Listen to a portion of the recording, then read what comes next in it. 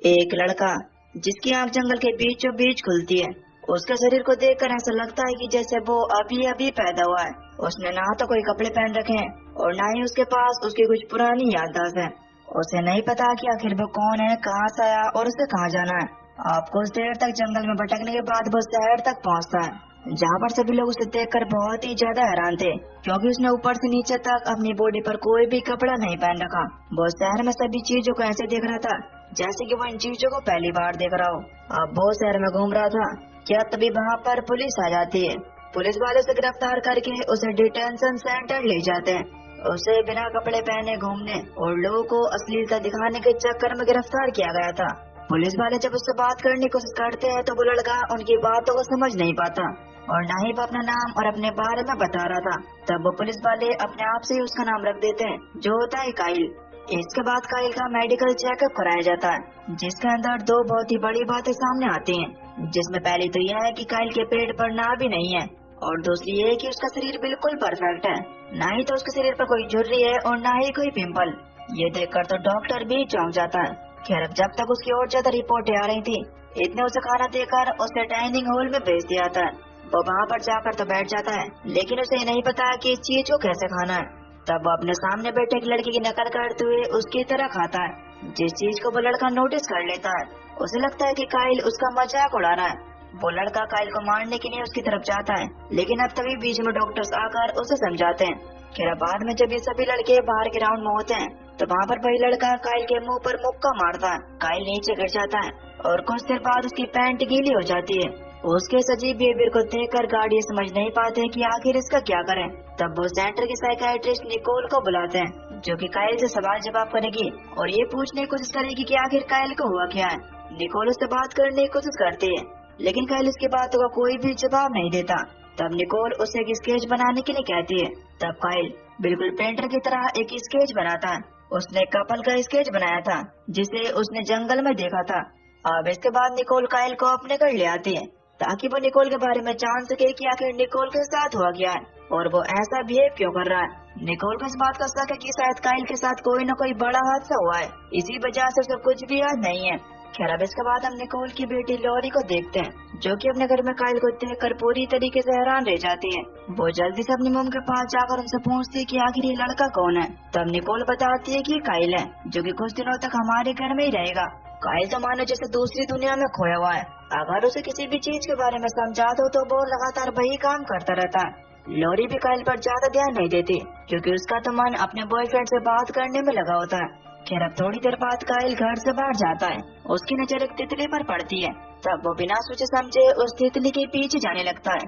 बाहर उसे पड़ोस से कुछ आवाजें आती हैं। जब वो उस आवाज का पीछा करते हुए उस घर में जाता है तो उसे पता चलता है कि एक लड़की अमेंडा वहाँ पर पियानो बजा रही है। पियानो की आवाज सुनकर उसकी आंखों में आंसू आने लगते हैं, लेकिन उसे इस बारे में नहीं पता कि उसकी आंखों में आखिर ये आंसू क्यों आ रहा है।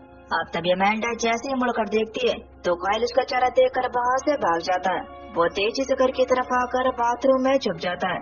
इसी बीच लॉरी का भाई जॉस एक अडल्ट मैगजीन लेकर अंदर आता है। वो अपने पूरे फोकस के साथ उन मैगजीन को देख रहा था। उसे इस बात की खबर नहीं है कि बाथटब में बैठा एक आदमी उसे भी देख रहा है। जैसे ही जॉस की नजर वहाँ पर काइल पर पड़ती है, वो वहाँ से भागता है और भागने के चक्कर में उसकी मैगजीन नीचे गिर जाती है, जिसे उसकी मॉम निकोल ने देख लिया था। निकोल जॉस को ये सब चीजें देखने पर बहुत ही ज्यादा डांटती है, लेकिन अब तभी उनके दरवाजे को कोई नॉक करता है। जब निकोल वहाँ पर दरवाजे को खोलती है तो वहाँ पर एमेंडा और उसकी मॉम थी। एमेंडा की मॉम बताती है कि तुम्हारा ये जो मेहमान है, ये बिना पूछे ही हमारे घर में घुस गया था। कैसे थोड़ी बहुत भी अकल बकल नहीं है, इसे समझा कर रखो। वो अपनी बेटी अमेंडा से कहती कि अमेंडा चलो सच बताओ, लेकिन अमेंडा तो वहाँ पर काइल की आंखों में खोई हुई थी। ये दोनों एक दूसरे को बहुत ही मोहब्बत की निगाहों से देख रहे थे। इसके बाद अमेंडा की मॉम उसे वहाँ से लेकर चली जाती है। अब उस रात जब निकोल का हस्बैंड स्टीफन घर वापस आता है तो वहाँ पर निकोल स्टीफन को काइल से मिलवाती है और बताती है कि कुछ दिनों तक यहाँ पर रुकने वाला है। खैर, अब जब ये सभी लोग रात को बैठकर डिनर कर रहे होते हैं तो वहाँ पर काइल पहली बार बोलता है, लेकिन इसके मुंह से जो ये शब्द निकले थे वो गालियाँ थी। दरअसल ये बातें उसने डिटेंशन सेंटर के लड़कों से कैप्चर की थी। इसके बाद वो बिना सोचे समझे वही बातें दोहराने लगता है जो कि लॉरी अपने बॉयफ्रेंड से कॉलिंग पर कह रही थी। सभी को ये सुनकर बहुत ही हैरानी होती है कि लॉरी अपने बॉयफ्रेंड के साथ भागने वाली थी। निकोल के दोनों बच्चे काइल से बहुत ही ज्यादा गुस्सा हैं, खैर अब अगली सुबह जोश जब अपना होमवर्क कर रहा होता है तो वो काइल को कुछ सवाल करने के लिए कहता है। तब काइल बिना किसी दिक्कत के सभी सवालों के जवाब दे देता है। ये देखकर निकोल और जोश दोनों हैरान रहते हैं। अब इस चीज से ये तो साबित हो जाता है कि काइल ना तो कोई बेवकूफ है और ना ही उसकी समझ में कमी है, बल्कि उसकी अजीब हरकतों के पीछे कुछ अलग ही राज छुपा हुआ है। इसके बाद जब काइल के IQ टेस्ट का रिजल्ट आया तो सबके होश उड़ गए। उसका IQ 400 से भी पार था। अभी देखकर डॉक्टर्स ने उस पर और ज्यादा टेस्ट करने का फैसला किया। उन्होंने जब उसके दिमाग का MRI टेस्ट किया तो उन्हें पता चला कि काइल का दिमाग एक नॉर्मल इंसान के दिमाग से बहुत ज्यादा डेवलप हो चुका है। उसकी ब्रेन एक्टिविटी इतनी ज्यादा तेज थी कि या तो वो कोई एलियन हो सकता था या फिर कोई रोबोट। खैर रात को निकोल जब काइल को लेकर अपने घर पहुंचती है तो उसने जोश को काइल के साथ रूम शेयर करने के लिए कहा, जो कि जोश को बिल्कुल भी पसंद नहीं आया। अब जब रात में सब सो रहे होते हैं तो वहाँ पर काइल ने देखा कि लोरी गेट से बाहर कहीं जा रही है। तब वो भी उसके पीछे पीछे जाता है।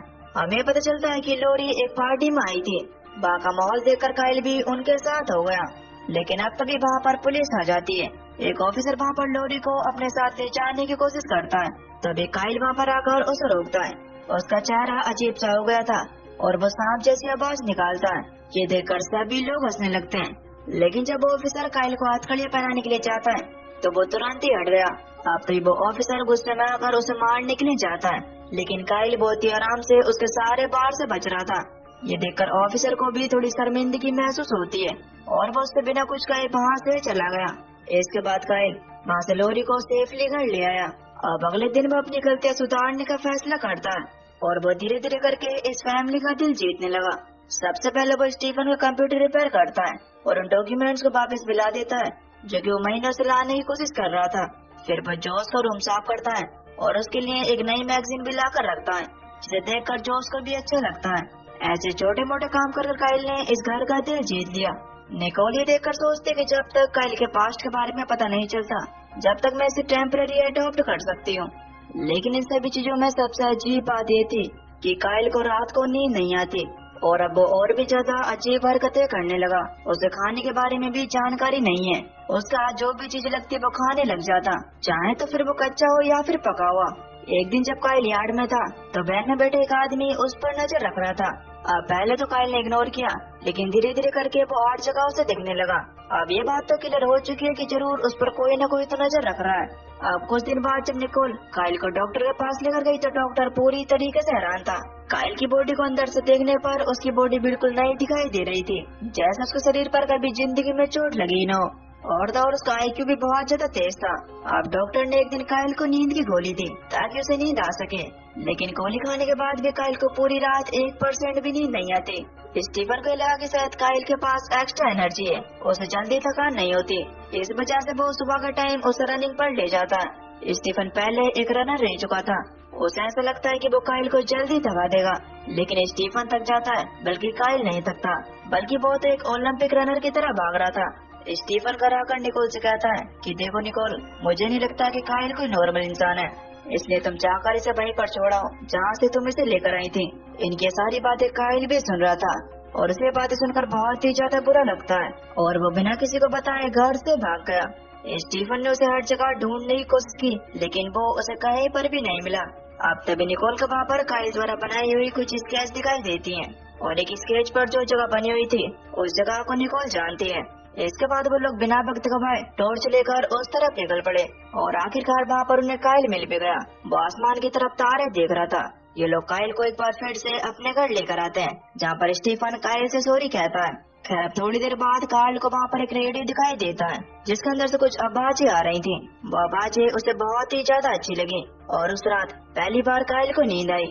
खैर अब अगले दिन निकोल के पास पुलिस का कॉल आता है। वो लोग बताते हैं कि हमें जहाँ पर काइल मिला था वहाँ पर हमें एक डेड बॉडी का कंकाल भी मिला है।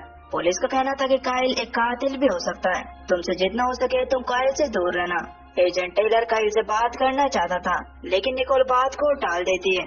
खैर अब अगली सुबह जैसे ही काइल उठता है तो वो टीवी देखने की कोशिश करता है, लेकिन उसके टीवी पर सिग्नल नहीं आ रहे थे। तब वो बिना किसी देरी के सीधा छत पर चढ़ जाता है और एंटीना को सीधा कर देता है। लेकिन जब वो वापस आ रहा था तो वो ऐसे ही सीधा छत पर से कूद जाता है। ये चीज अमेंडा ने भी देख ली थी। अमेंडा घबराकर अपनी गाड़ी को एक कचरे के डब्बे में ठोक देती है। अब तभी काइल बिना किसी चोट के उसके सामने आ जाता है। अमेंडा देखकर हैरान होती है कि काइल तो इतने ऊपर से गिरा था, लेकिन उसके शरीर पर एक भी चोट का निशान नहीं है। खैर अमेंडा की मॉम, जो कि पहले से ही काइल से बहुत ज्यादा चिढ़ती थी, वो कार की हालत को देखकर बहुत ही ज्यादा गुस्सा करती हैं। वो वहाँ पर अमेंडा को उल्टा सीधा सुनाने लगती हैं। लेकिन अब तभी वहाँ पर काइल आता है और कहने लगता है कि इसमें अमेंडा की कोई भी गलती नहीं है, सारी गलती मेरी है। तभी सुनकर अमेंडा की मॉम भी चुप पड़ गई। रात को जब स्टीफन अपने घर पहुंचता है तो वो निकोल को बताता है कि पुलिस को एक बहुत ही बड़ी बात पता चली है, और वो यह है कि जिस दिन काइल मिला था उस दिन एक आदमी भी लापता हो गया था। इधर ये आदमी इनके सारी बातें स्पीकर के जरिए सुन रहा था। खैर अब जब सुबह के टाइम में निकोल अपने घर की सफाई कर रही होती है तो वहाँ पर उसे काइल द्वारा बनाई हुई कुछ स्केच दिखाई देती है। इन स्केचेस में एक पैटर्न जुड़ा हुआ होता है। जब वो इन स्केच को जोड़कर देखती है तो उसे एक सिंबल दिखाई देता है, वही सिंबल जो कि क्राइम सीन पर मिला था। अब इस बात से ये तो कंफर्म हो जाता है कि काइल भी वहाँ पर मौजूद था और इस केस से उसका कोई न कोई कनेक्शन है। इधर दूसरी तरफ अमेंडा ने लाइफ गार्ड की नौकरी ले ली है। काइल जो कि अमेंडा को बहुत ज्यादा पसंद किया करता था, वो उसे इम्प्रेस करने के लिए पानी में कूद जाता है। लेकिन अब तभी काइल पानी में डूबने लगा, तब अमेंडा सही समय पर आकर उसे बाहर निकालती है। ये देखकर वहाँ पर मौजूद सभी लोग काइल पर हंसने लगे। अब उसी दिन शाम को अमेंडा काइल से मिलने के लिए उसके घर आती है, ये देखने के लिए कि आखिर काइल ठीक भी है या फिर नहीं। लेकिन जब अमेंडा उसके रूम में जाती है तो उसे पता चलता है कि काइल यहाँ पर है ही नहीं। उसी वक्त अमेंडा को वहाँ पर काइल के सारे स्केचेस दिख जाते हैं। उन स्केचेस में बहुत सारे स्केचेस तो अमेंडा के भी थे जो कि काइल ने बनाए थे। उसे लगता है कि शायद काइल उसे अंदर ही अंदर चाहता है। खैर अब अगले दिन पूल में अमेंडा काइल को तैरना सिखाती है और कुछ बेसिक टिप्स मिलने के बाद काइल तो एक प्रोफेशनल स्विमर की तरह तैर रहा था। ये देखकर तो अमेंडा के भी होश उड़ जाते हैं। अब अमेंडा काइल को अपने पास बुलाकर उससे कहती है कि कल मेरे पेरेंट्स घर पर नहीं रहेंगे, इसीलिए अगर तुम्हें टाइम मिले तो मेरे घर आ जाना, मैं तुम्हें कुछ दिखाना चाहती हूँ। अब जब अगले दिन काइल अमेंडा के पास पहुँचता है तो वहाँ पर अमेंडा अपने फादर द्वारा बनाई कुछ स्केचेस उसे दिखाती है। हैरानी की बात यह थी कि उनके और काइल के स्केचेस बहुत ही ज्यादा सिमिलर थे। अब काइल सोचता है कि वो अमेंडा के लिए एक बहुत ही अच्छा सरप्राइज बनाएगा। उसने अमेंडा के फादर और अपने स्किल मिलाकर एक बहुत ही अच्छा पोर्ट्रेट बनाया और अब बस उसे थोड़ी बहुत हिम्मत जुटाकर ये गिफ्ट किसी तरीके से अमेंडा को देना था। अब रात को काइल जोश के साथ एक पार्टी में जाता है जहाँ पर अमेंडा भी आने वाली थी। अब जैसे अमेंडा वहाँ पर आई तो काइल के अरमानों पर पानी फिर गया, क्योंकि अमेंडा के साथ था उसका बॉयफ्रेंड चार्ली। काइल का दिल पूरी तरीके से टूट चुका था। उसने जो स्केच अमेंडा के लिए बनाई थी वो उसे जाकर फेंक देता है। उस रात काइल को अच्छी तरीके से नींद भी नहीं आती। अब अगले दिन निकोल ने काइल को बताया कि उसने अपने एक दोस्त को बुलाया है जो कि हिप्नोसिज्म के जरिए काइल की पुरानी यादों को जानने की कोशिश करेगा। तब काइल भी इस बात पर राजी हो गया। इसके बाद सेशन शुरू होता है।